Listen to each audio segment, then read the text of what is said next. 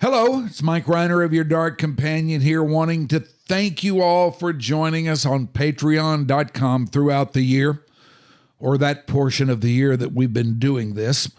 Also, don't forget to check out the Sunset Lounge. There you can find podcasts such as The Clubhouse. The Clubhouse is your one-stop shop for all things sports, pop culture, entertainment, pro wrestling. Who knows what else these guys might get into. I love these guys. They're great. Since 2010, they brought their knowledge and passion for these subjects and so much more to the internet in a way that is entertaining and engaging. Their show is family friendly, so it's okay to sit down with grandma and be a part of all their shenanigans. They are the Clubhouse. They're at the Sunset Lounge. Nobody would have thought that I would be the one. Rhyner, sports talk. Baseball, baseball, baseball, baseball. Oh, with the big mic. Oh, okay. All right, yeah. Okay, now I get it. We had a lightning strike, boys. What happened over there, Grego? We had a little lightning strike right outside the window. The Texas Rangers win the World Series. All right. Here's a tip for all these Americano League teams. Wait, you said tip? Yeah, tip. Okay. With a P. Keep jamming. The ticket, colon, nothing but a big Gen X jerk-off set. This is a cool night or what? Although somebody would hear that and go, bullshit. I'm back, bitches.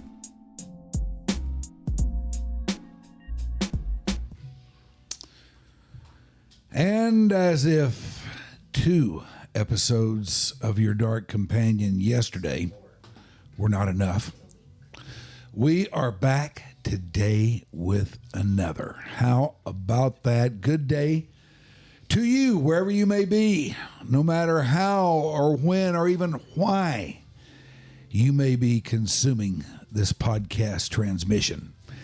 It is another episode of Your Dark Companion, this number 149. It is the 4th of September. And we're going to talk a little guitar today. We're going to talk a little music, a little guitar, with a local guitar slinger who's making a little racket for himself these days. This is Justin Lyons. Now, if you are familiar with Machine Gun Kelly, could very well be that you've seen him plying his craft with them. But he's got stuff out there. He's making big racket wherever he goes. And we're going to get into all that. He can probably explain it. Well, there's no probably to it. He can explain it to you a lot better than I can. And we're going to have him talk about just what it is he is up to. How are you, man? Man, I'm extremely blessed, man. How are you doing? I'm doing great. Awesome. Thanks for having me on your set, man. I love it. Well, thank you for doing it. Yeah, indeed. I got to tell you, I'm not overly familiar with what you're doing, but once I started reading your credits, looking over the resume, I thought, okay, this is a guy we got to get in here. We got to find out about this. Man, I appreciate that. I'm humbled. Because you emanate from right here in our Fairburg, not only from our Fairburg, but from Oak Cliff. Oak Cliff, Texas.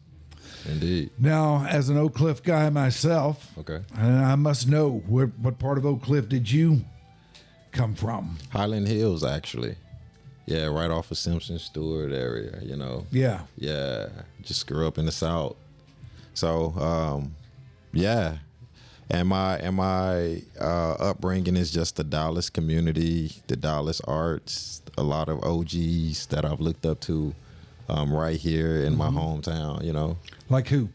Who are some of your OGs? Some of my OGs, well, I started with my dad. My dad's an awesome guitarist. Really? Yeah, he's like my version of B.B. King growing up. Ah. Yeah. Kind of a blues guy? Very bluesy, gospel. Yeah. My background being that of gospel. Yeah. You know, and then my mom hipping me to a cassette tape, The Thrill Is Gone, B.B. King. Oh, yeah. Yes, sir. Yeah, at the age of like 5 and 6 years old. Well, and I saw something on your bio Okay.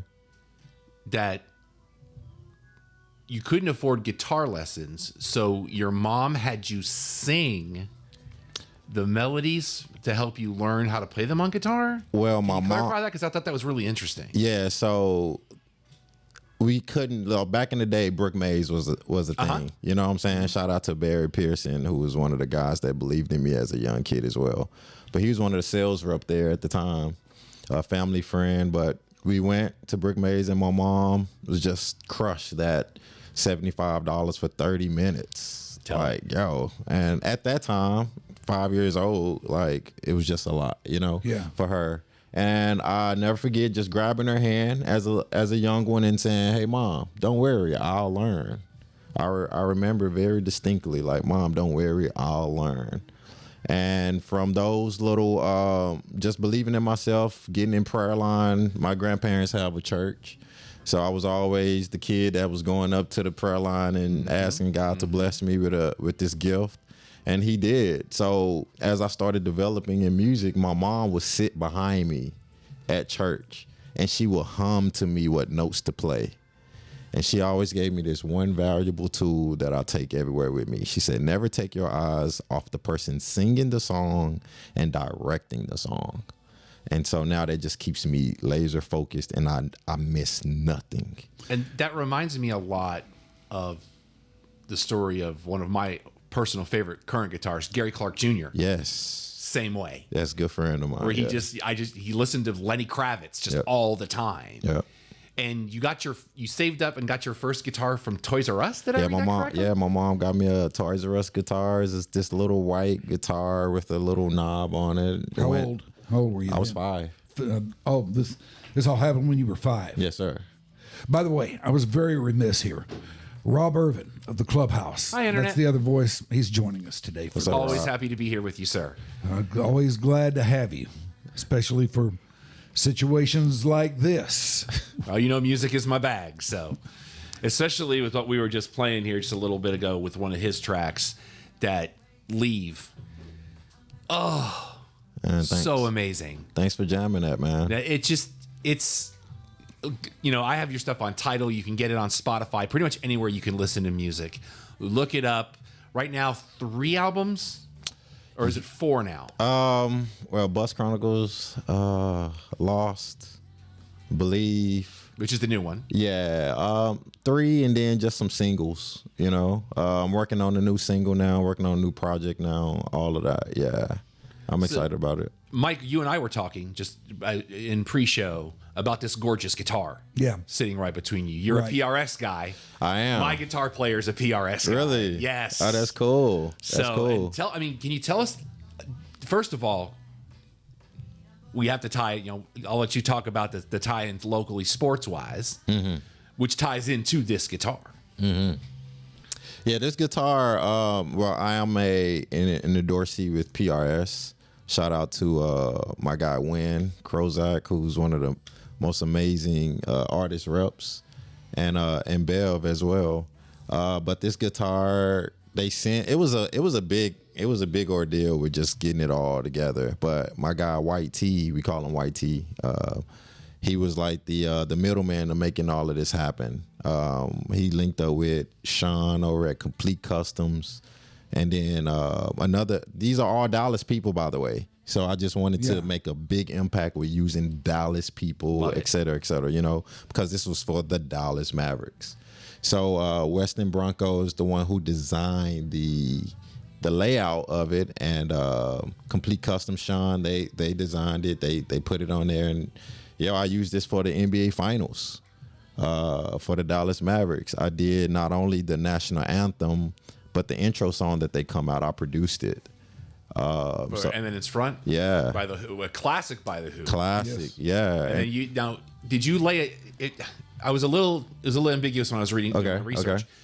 Did you lay something on top of it and it just kind of became a thing, or did you do it live? Because Mike and I were talking about that in pre-show of how that happened. Well, I re-imaged it. So I took what they already had, and then I just scaled it back, and I just re-amplified it, and I just dumped a bunch of rock guitar on it just to give some different energy, because I know the players, like, it's a lot of young players on there, so like part of it was trying to bridge the rock world with entertainment. I feel like musicians are athletes anyway, you know, that's my stance on it. But I just put a bunch of rock guitar on it and gave it some high octane energy, and they loved it. And then they asked me to do it live. So I was able to do it live for the actual NBA playoffs. And it was awesome. It was really awesome that my city got behind me in that. They even made merch for me. We sold out in stores everywhere. It was an amazing run. You know, this is a fantastic guitar, but you were talking a minute ago about what happened when you were 5 and how your mom was singing notes to you and everything. Yes, sir. How did you translate notes sung to you into coming out of that when you're 5, man? Man, that's that part where I just credit God so much, man. That's why my faith is so important to me, because where I am right now today, on all of the biggest stages with all of the biggest, like the A-list artists, and I'm from Oak Cliff, Texas, with no school training. It's God. There's no way I could have did it. You know, I didn't even go to school for it. I got accepted to go to Booker T. Washington, but to play bass. But they didn't have a basketball team, so I didn't want to go there because I wanted to do sports, you know? So, and I think because I was going to church so much, like we had Sunday, Wednesday, Friday, Saturday services, so I was already playing enough, you know, to where I didn't feel like I need to go to school to play too. So all through high school, none of my classmates even knew I was into music like I was. And you went to high school where? Life. At the time, it was called Life Charter. Now it's just called Life School. Okay. Yeah, in Oak Cliff. Okay. Once you get past Kimball and Carter and South Oak Cliff and all that, you kind of lose me a little bit. No, for sure. It was a charter school. It was just a different route that my mom wanted me to take. Where is it? It's right off of 35 in Ann Arbor. Oh, okay. Yeah, okay. the big church school sitting right off. Yeah, of it. Okay. I know what you're talking about. Yes, now. sir. Yes, sir. Yeah. So my mom just wanted me to go into a different direction. You know, she was just looking out for the best of us, you know. And so it was a leap of faith. We went. It was a great start to just character development all the way around. Well, then you transition into the genesis, I guess you could say, of something that I don't think anybody on this side of the ocean saw coming in just the explosion of K-pop. Like the biggest movie right now on Netflix is K-pop Demon Hunters, which I have in my queue to watch because I'm at the point of I need to know what this phenomenon is. No joke, guys. I'm into K-pop all of a sudden. As of the last 3 months, I'm totally into K-pop. When BTS showed up on SNL, I'm like, okay, this is now a thing, right? But you were working with some of the biggest acts, even like. Some of them I don't know that people over here would recognize off the bat, but you say the name Blackpink, and you have the attention of an entire cross-section of humanity. Yeah, yes, sir. We were also talking in pre-show that someone that you kind of worked with a little bit, but you were working with Blackpink, so you couldn't have worked with Lil Jon at the time. He made Lil headlines. Lil Wayne, I'm sorry. Yeah, well, I actually did them at the same time, which was wild. Yeah, because Lil Jon... Was it Lil Jon or Lil Wayne? One of them came in third in a bodybuilding contest on Muscle Beach yesterday. Oh, wow. And I was like, I had to read the headline twice. I was like, is that that's a thing? I think that was Lil Wayne. I saw something about that. Yeah. I think it was Lil Wayne. Wow. I'm not surprised. He's ripped, though, so I'm not surprised. And it's just, what is one of those sentences you have to read multiple times? Yeah. Like, did I read that right? But what got you to, number one, to Korea? But then number two, because you had been touring for 5 years with a band that you had, Connect 4? Yeah, wow. Ooh, you're taking me back, man. I do my research. I love it. I do my digging, man. I love it. And all of that was just brewing right here in Dallas, Texas. Yeah, I had a band by the name of Connect 4. But before the K-pop, during the Connect 4 era, I was doing stuff with like Vivian Green, Eric Roberson, Gino Young, who are Dallas artists. Carmen Rogers. Another one big here too that I'm about to put underneath in the bed, little Erykah Badu. Yep, Erykah Badu. Yep, and I was being groomed by this old poetry lounge here in Dallas. It was right in South Dallas called Sankofa, and it was where you go and you just express your art, whether it's rap, poetry, singing, whatever it may be. And my band ended up being like the band for that for X amount of years. You know, you were like the house band there. Yes, sir. Yeah. And that's how we started just kind of getting even more groomed with the city to city, learning our sound, our style. And I was being, in a leadership position. and making sure we were paid, making sure we was looking nice. Hey guys, let's wear this tonight. You know, just big picture guy, you know? And that's what started like grooming all of those elements, man. And fast forward, K-pop. The K-pop thing. Now, what? Give people like the timeline when you get into that genre. It was before it came here. So what? It was right around the pandemic, if I'm not mistaken. So it was actually 2011. Okay, so even longer before. So you were so far ahead. Yeah, we were ahead of it. We were brought in to cultivate a new sound for the K-pop music itself, for their live entertainment itself, you know. And shout out to Gil, AP, Benny, Omar, all of those guys, Dante. Those are our guys. We were the band 6. So we were brought over there to just cultivate a new sound, man. And my first time going to LA was in 2012 to prepare for this particular tour. Again, it was a faith leap. I got hit up on Twitter, and I saw a message stating, hey, I'm looking for an African-American guitarist for an overseas opportunity. I could have been afraid, you know, but I responded and I said, hey, I'll do it. I have my passport right now. And mind you, at this time, being a musician, it has always been kind of a struggle.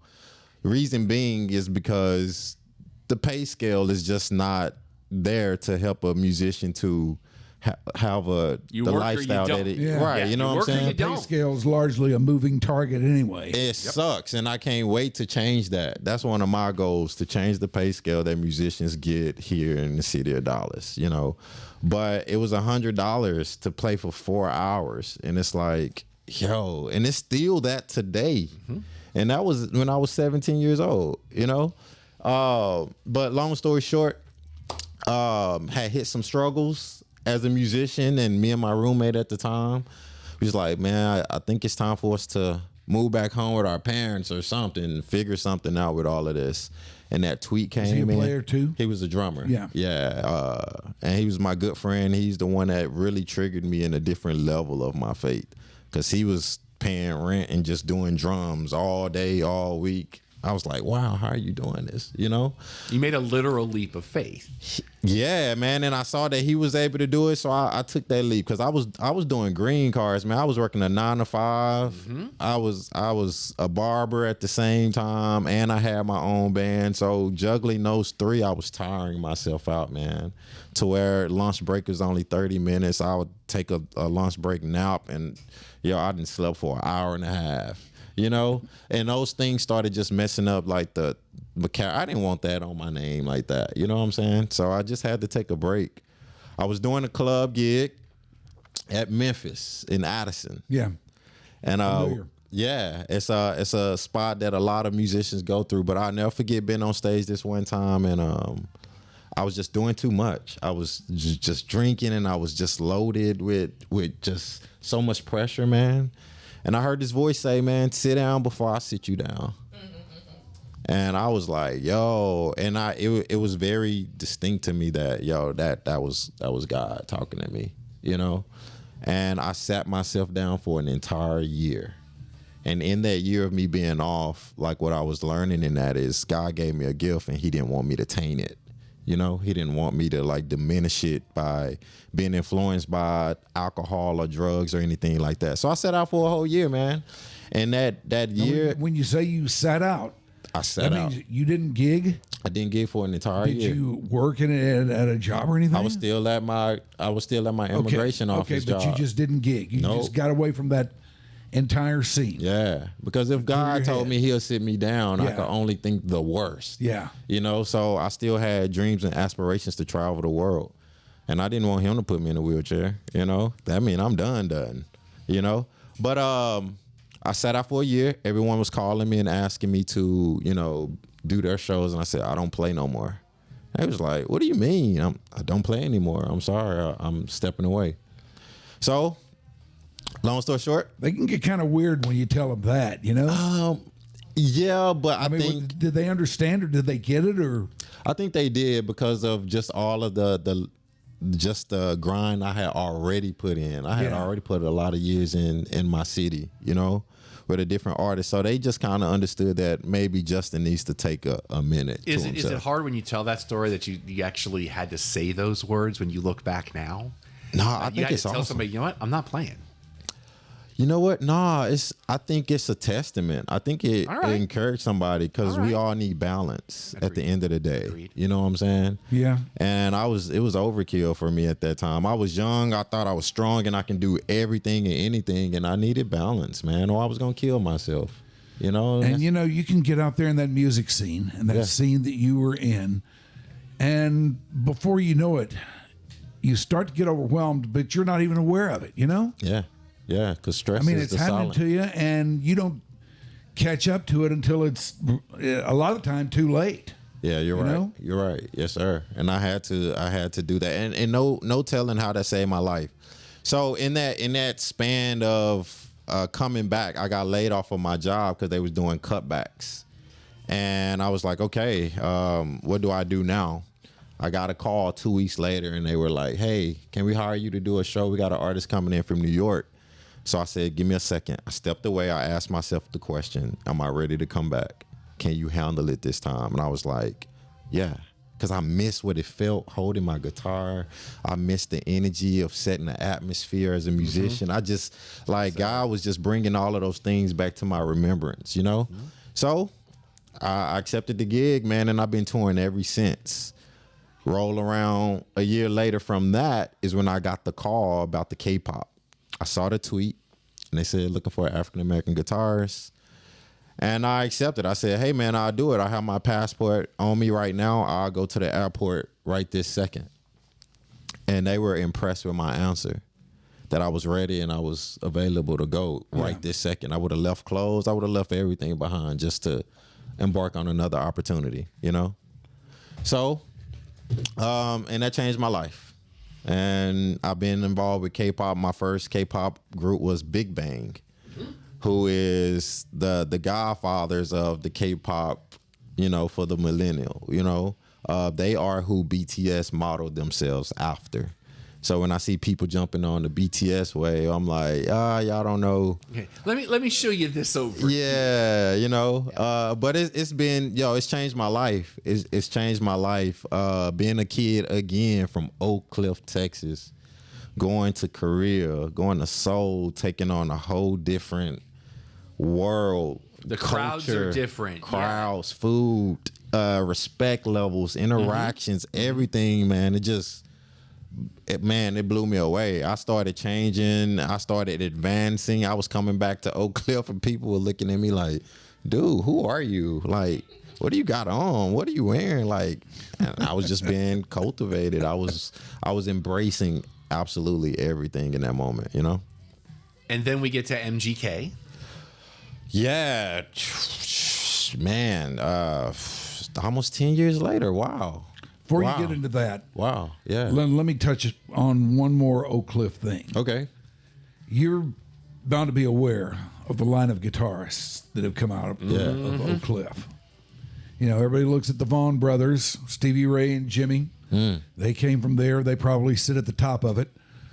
But the guitar player for the Emerald City Band, Adam Palma, is an Oak Cliff guy. And there have been Rocky Athos is another really good guitar slinger who's come out of Oak Cliff. And there probably are a couple more that I'm not even thinking of right now. But, man, the line is long over there, and the talent pool runs deep. Yo, Dallas has a lot of heat, man. Dallas, just guitars, musicians, songwriters, singers. I think I put us up against anybody in the industry, in any city, state. I've been around and went to jam sessions and especially like LA. And man, I'll be so like underwhelmed. No disrespect, but just what Dallas brings. Yeah. We just got it, man. And it's not something you can define. It's a vibe. That's like, it's the only way you can say it. Yeah. It's just so, especially for people that don't live here, like Deep Ellum is its own vibe. Yes. Oak Cliff is its own vibe. Yes. Bishop Arts is its own vibe. But it's all good. That's the thing. Like, it's almost like we're spoiled in this town from a music standpoint. Yeah. You know what? I can see that spoil and that also stunts your growth too. Talk more about that. I'm interested. Well, because you can just get so used to. You can just get used to being spoiled that you'll just stay. Like, let me just stay here.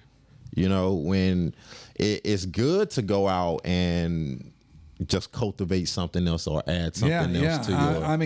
I feel you here because I've known a lot of guys who stayed in one place. They got really good at what they did, but what they were doing was a lot like what a lot of other guys were doing too, and they were all they'd all kind of boxed themselves in a little bit. Mm-hmm. And it's, from everything I've heard and from what you're saying here, you did not do that. I mean, it was important to you not to do that. Yeah, yes, sir. It was. I was fearful in the beginning, you know, but brave. I feel like I had already had all of the tools in terms of my musicianship. You know, I've been on Guitar Center, blues offs. I lost all of those things. I had so many journeys. You know, I haven't always won every bout, but I've been resilient in all of it. You know. Now, let's see. Let's rewind or wind up the tape a little bit to 2024, when you played the national anthem for a Mavericks game. Mm-hmm. How did that come about? Well, that came about just relationships. Like I credit my man T a lot for just seeing like a super cool vision in me and seeing where we can just bend the rules on this thing. You know, it started out with them first seeing or hearing me do the national anthem with the Dallas Stars. I think my first one with the Dallas Stars was like Black History Night or something like that. So I just wanted to do something cool. My own rendition. I studied like the ones that I looked up to in that regard, from the Whitney Houstons, the James Browns, all of them, just to see how they brought like some soul to the national anthem. And then, of course, Jimi Hendrix version, you know? So knowing that these greats before me have done it, I wanted to leave a lasting impression. So the Dallas Mavericks were stoked. And as I mentioned before, they were like, man, we hate that we didn't get you first, you know, which is all fun and games between just two organizations of my hometown. But it's amazing that my hometown messes with me like that, you know. So did the national anthem. They loved it. And it was going right into like the cuffs of the playoffs. Yeah. And they was like, yo, we got to get that guy back. Like, can we get him back? And they got me back. And then that's when the question came about, hey, we have this intro. Do you mind touching it? Or do you mind, like, do you think that you can do that? I was like, psh, of course. Send it to me, you know? And I was thrilled to take on that challenge. And that was Eminence Front. Yes, sir. Eminence Front. Man, I love that song. By The Who. Yes. There's something about that song. You can't sit still when that song plays. You yeah, just man. Can't. And you can even hear in the arena as soon as it comes on, like, because everybody knows that it's a part of the Dallas Maverick history. Yeah. You know? So me now being the starting lineup to it. Yeah. All the games. Exactly. You know what time it is. Oh, yeah. You know what time it is. You've worked with some great people that I've seen. But there's one I want to ask about specifically. Okay. I see, you know, Chrisette Michele. I see Bobby Brown. I see En Vogue. I see Tank. Yeah. A guy that just released his new album 2 weeks ago in Lecrae. Oh, that's throwback.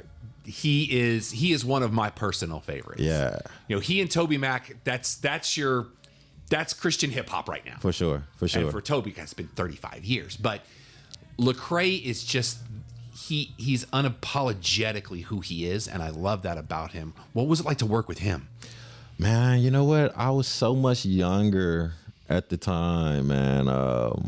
At the time, my Christian hip hop was still a new venture at the time, you know. And it was still kind of mainstream. I think like Lecrae kind of took it to that the place, hey, there's other stuff here that you can listen to. Yeah, well, it was underground. Yeah, it really was. It was still underground. The whole but 116 thing hadn't happened yet. Right. And then like my one of my cousins had me hip to like another Christian hip hop rapper by the name of Dooney at the time. But that's throwback. And I think there was a couple that are part of that are from here too. Yeah, all Dallas, you know. So yep, all of them. Yeah, Trip, yes. And so Lecrae is like, now he's like the godfather of like the Christian hip hop community, man. His new work that he's doing. I haven't heard the new record amazing. yet. I'm all of it is amazing. I'm looking forward to working with him in the future, man. I'm putting that out there in the universe. What album right did now. you work on with him? I don't even know. I don't even remember what album it was. It was I got called in by a producer at the time named Cheese Beats, you know, and that was an awesome time. And he's out of Atlanta. Yeah. And he's a guy that his charity I think is fantastic, but I see his name on something and I have to ask him. Yeah, man. Yeah. Now you're gonna have me looking to see like what record was that again, you know? I want to say I've got all of his stuff except the new album. Oh yeah, you'll right now enjoy underneath it. you're hearing it's a song he did with KJ52, which is called They Like Me, which is probably it's got one of my favorite lyrics that he says. He goes, I don't play black music, I don't play white music, I play fight music, unified in Christ music. Let's go. And that lyric kingdom. alone, I was like, all right, I'm in. I don't care. You can say anything else you want, I'm already in. For sure, man. But yeah, I'm just such a big fan. I had to ask him. Come on, DJ Rob in the house. I do what I can. I love it, man. Do what I can. He's a multi-talented guy over there. Nah, he knows his stuff, man. I'm impressed. I try to do my he homework. does. You know, when we have, especially if I got to sit in a room with that guy, I got to be on my toes because you know when you're in a room with legends, for sure. You know, I'm just a guy that's happy to be in a room. Hey, man, if you're in the room with legends, man, that means you're a legend too. That's how I look at it. Come on. I appreciate that greatly. So, what's your rig look like these days? Man, I am rocking a Fender Tone Master lately. I was always using you're familiar with Kemper? Oh yeah. Yeah, Kemper, they changed the game on amp modeling, you know. Yeah. I feel like a lot of companies before them were trying to figure it out, but Kemper came and brought something special. But this latest device, and I use Kemper like the past 3-4 years with MGK. And for that, like tickets and mainstream sellout, I think it worked and translated for those particular records, you know, because we were able to use the sounds from the actual records. But now with this newer album and it being so musical and all of the guitars just breathe different, I feel like I'm getting nerded out right now. No, I'm fully here for this. Yeah, I know man. Mike's a guitar player too, so so, we're all in right now. Right, so you understand we're hearing the guitar and it breathes like just the strum. It has to like breathe a certain way. But the Fender Tone Master, they did something very special with this new device that they've come out with amp modeling, man, and the way the tones just sing, and I'm super excited about it, you know?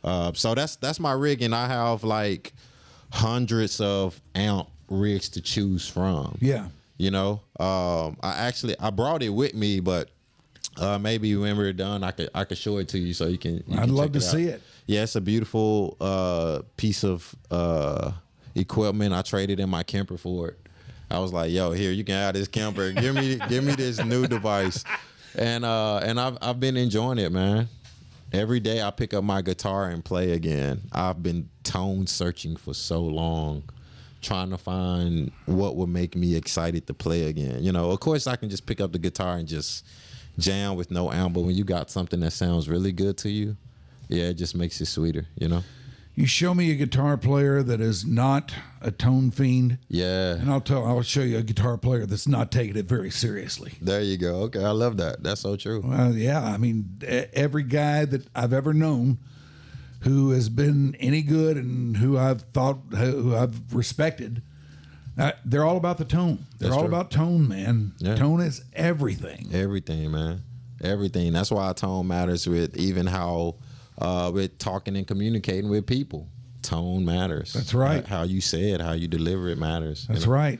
Yeah. You can say one thing, but if you got another tone, then it could be easily mistaken. Exactly.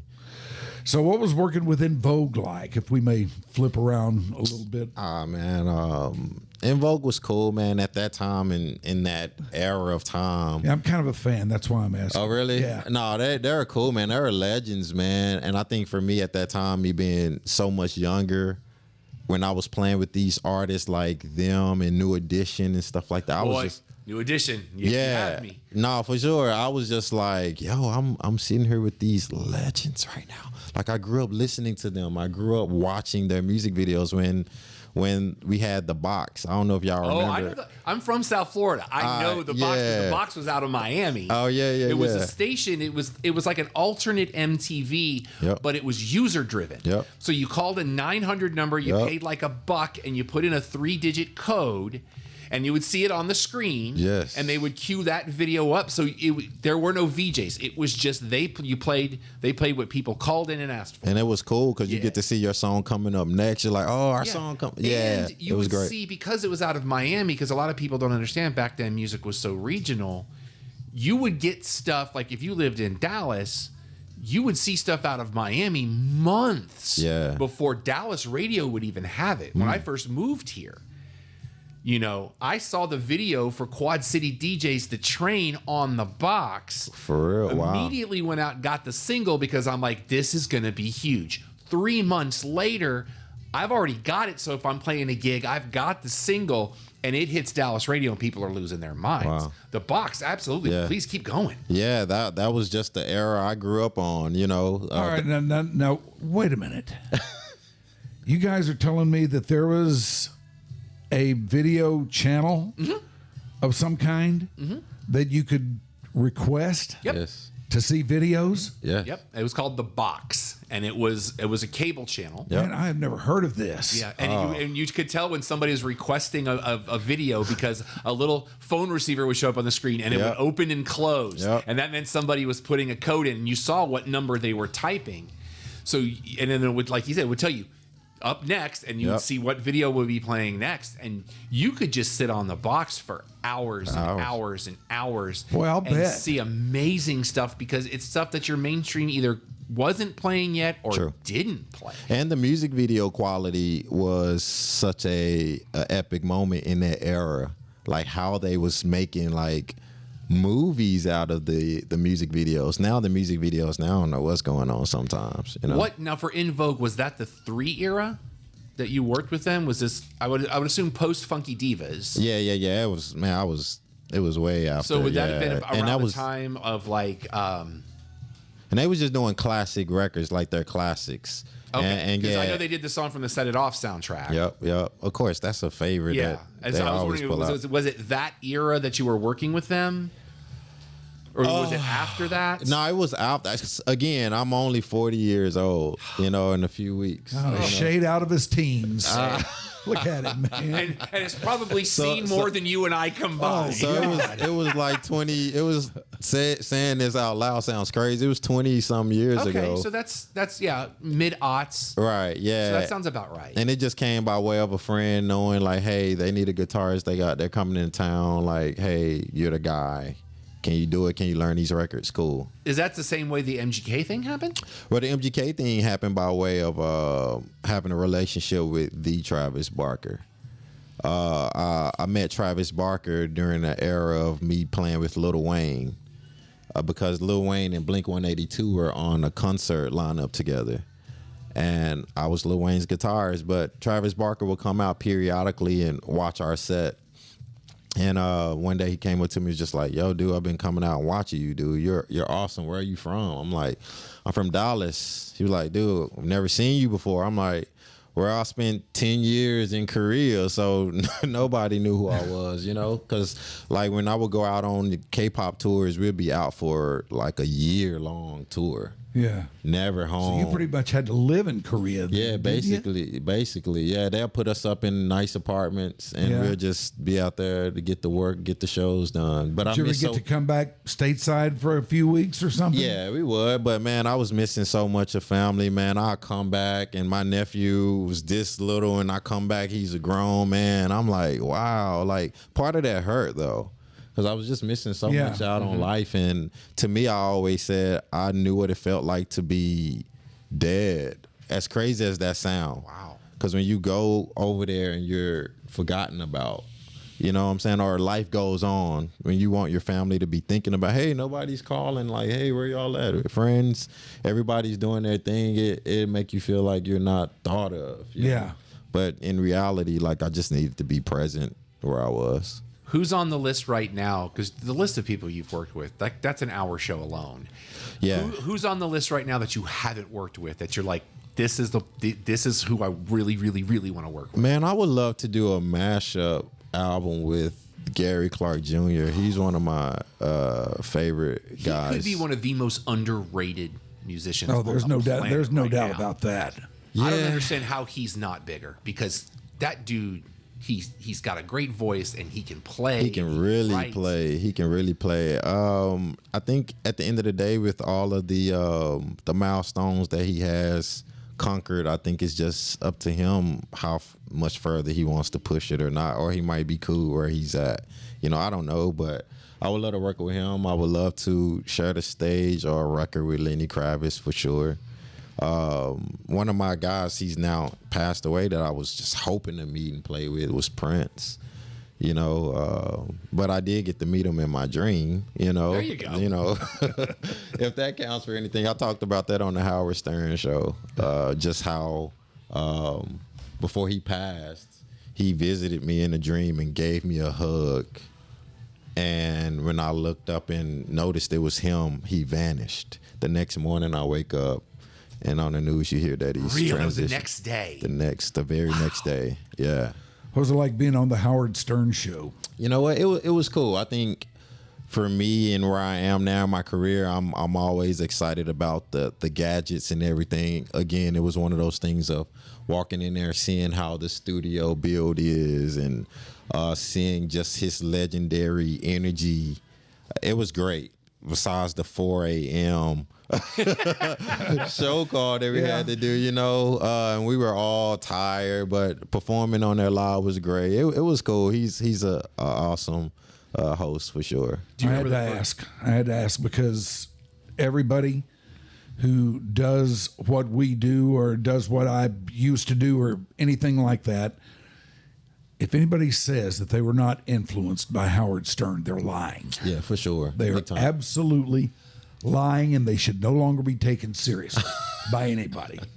I mean, his show went head to head with SNL when I was in high school, and was keeping up with the ratings in SNL in the late 80s, early 90s, which was really the second boom of that show. But you're absolutely, and it was on E! Yeah. So you had to be a cable person, and you're still keeping up with those ratings. Very true. Like, that's insane. Very true. All right, I want to ask you about this, because this is something that I always listen for in every soul or rhythm and blues record that I ever hear. Okay. What does playing rhythm guitar mean to you? Man, I think playing rhythm guitar is a beautiful way to marry the percussion. I think that is how I make, me personally, my personal take on rhythm guitar, making the people feel funky. Yeah. Like the rhythm, like my studying of James Brown's music, and he'll say, stay there, don't move, stay funky. Like, it's about making the person feel the rhythm, you know, feel the other beats that the drummer is not catching, the in-betweens, you know? And I love rhythm guitar. I love lead.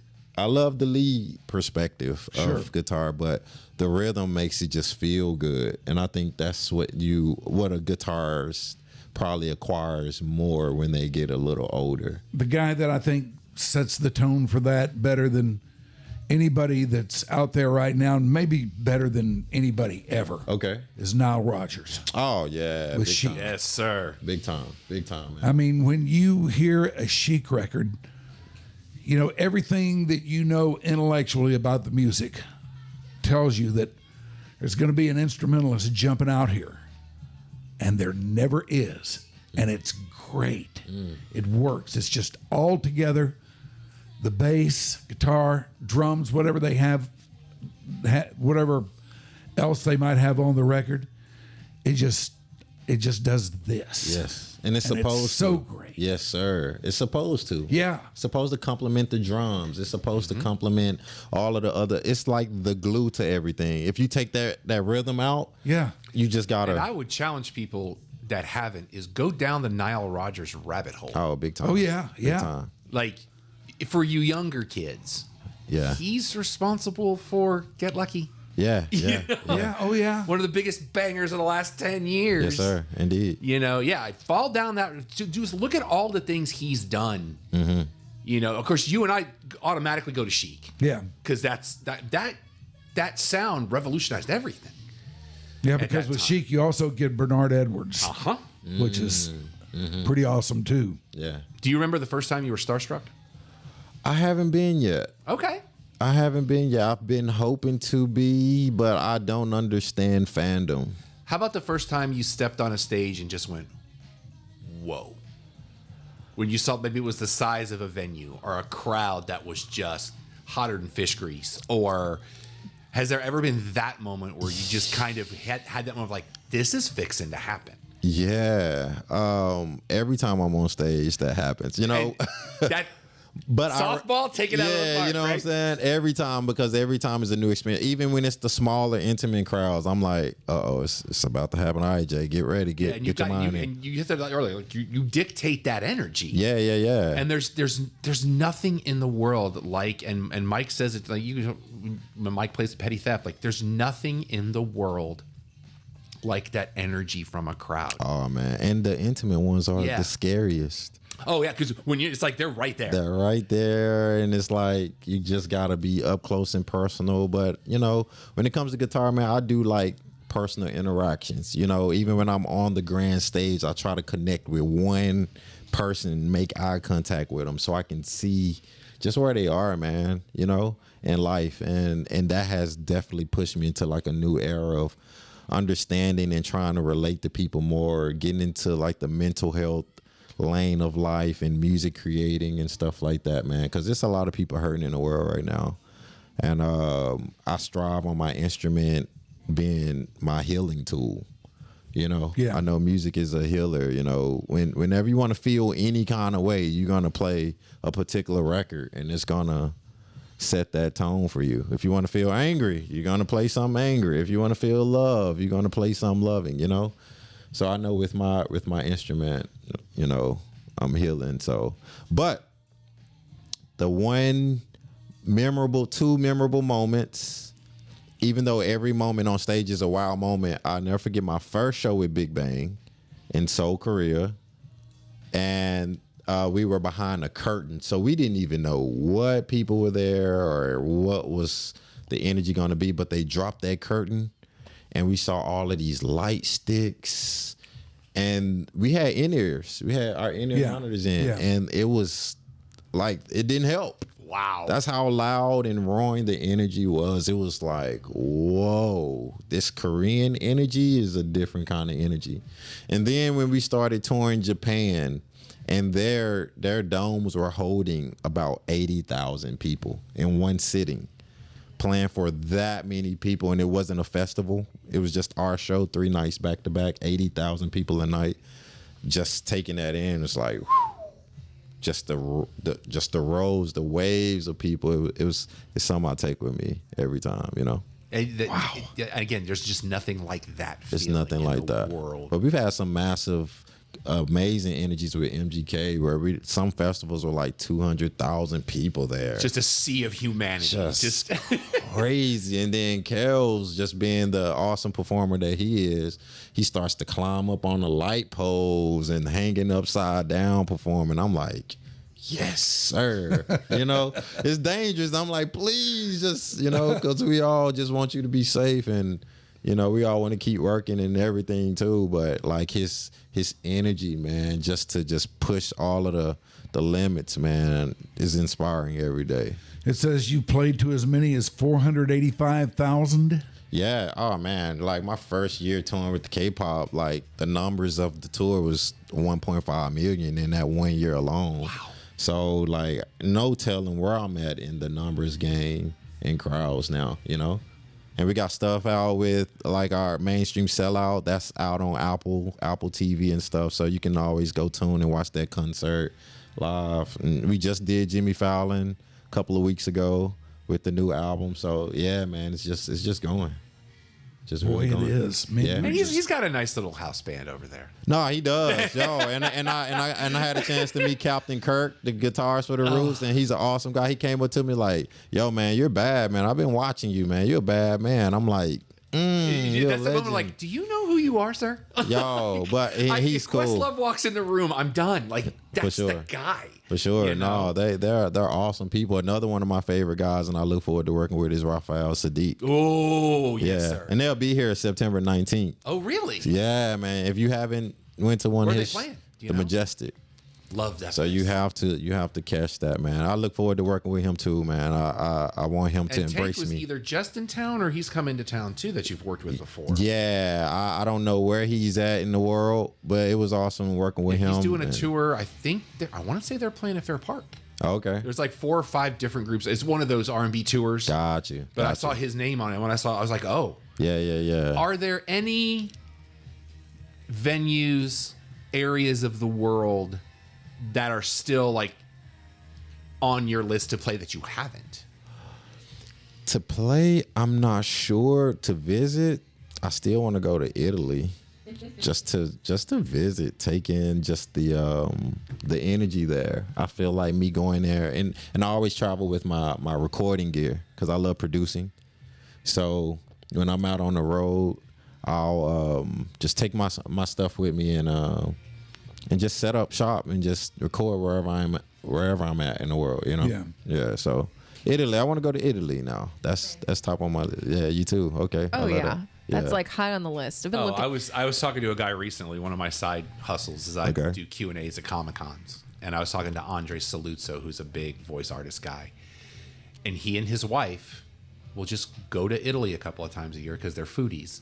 Ugh. And he's got family in the small villages over there, and I'm like, dude, you are living your best life right now. That He's sounds like we'll the go over there dream. and we'll just go on a food tour for 2 weeks. Wow. I'm like, your life does not suck, sir. That is awesome, actually. I would really like to just buy a house out there on top of the house here and be like, oh, I'm just going to go to Italy and hang out my house that I bought for $1,000.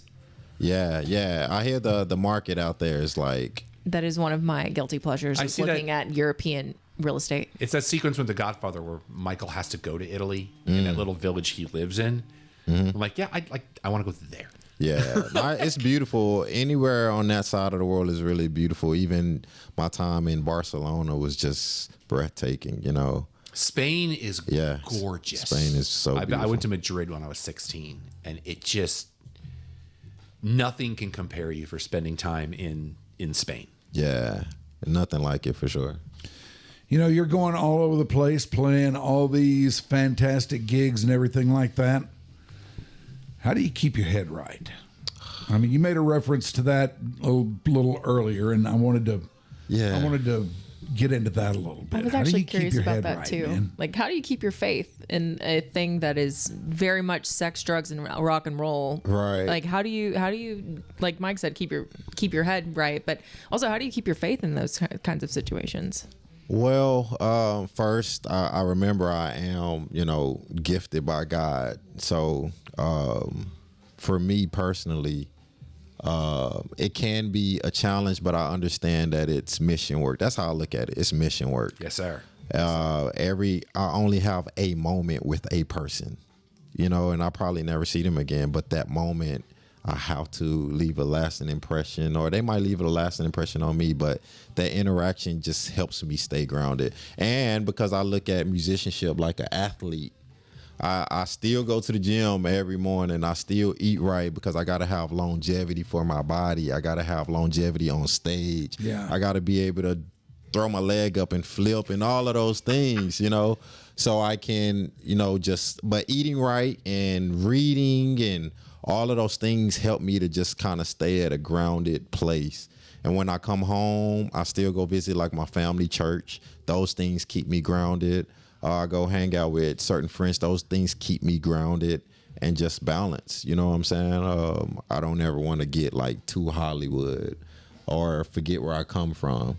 You come from Oak Cliff, man. I come from Oak Cliff, man. So I do a lot of praying, man, a lot of reading, and man, and I eat okay.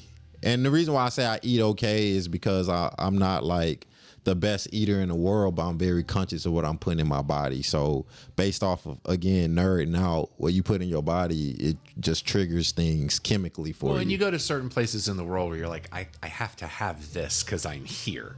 True, it's but like you don't go to Memphis and not stop by somewhere like Interstate or Rendezvous. You don't go to Austin and not, there's certain places that you go to. Like I have to do this because this is what they're known for. True, but you can't do that on a normal basis, right? Yeah, true, and having discipline, man, and I'm such a catalyst on controlling my mind and not my mind controlling me, and those things help me stay at a very grounded space because it is a dark world. The entertainment world can be very dark. But I am aware that I bring light. So that's what makes it mission. And that's what keeps me pretty solid, Thank you for that question. I've really enjoyed this. Man, thank you I've really enjoyed getting to know you. And I got to tell you, you're a very unique individual. And I mean that in the best way. Man, blessings to you. Thank you. I appreciate that. I love your energy too, man. Just sitting here watching your swag, man. You just chilling, man.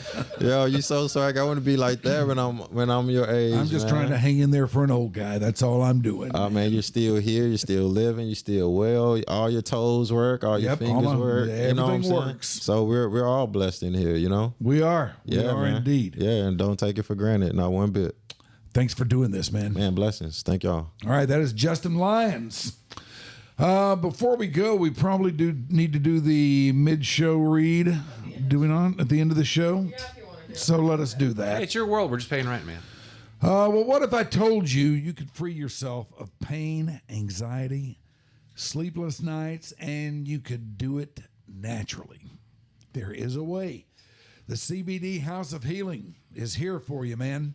They only carry products from their lab. They are made to meet the highest quality and purity standards you can possibly imagine.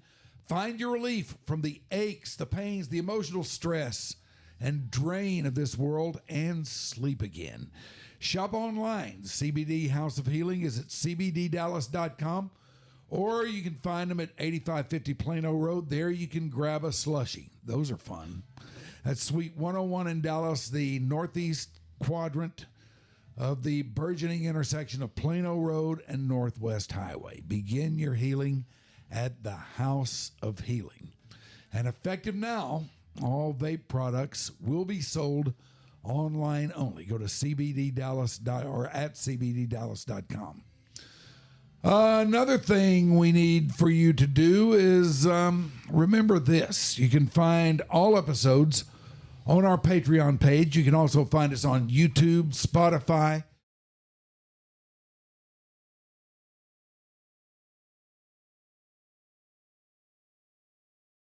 To those of us who swim in the waters of the podcast. And while we're at it, if you're feeling what we're doing, throw down a nice review. Those mean everything to us. If you're by the channel on Spotify or Apple Podcasts, help others find us by leaving a review. Thanks to Ashley. Thank you, Rob, for helping out today. Thank you for having me, sir. Justin, pleasure, man. Such a pleasure. Thank you. Really glad to have you and get to know you and have this chat with you. This has been your Dark Companion. Thank you for watching. Bye.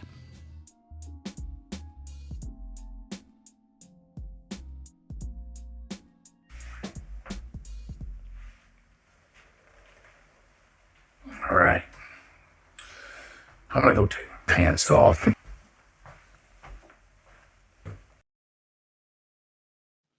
Your Dark Companion is a Stolen Water Media presentation.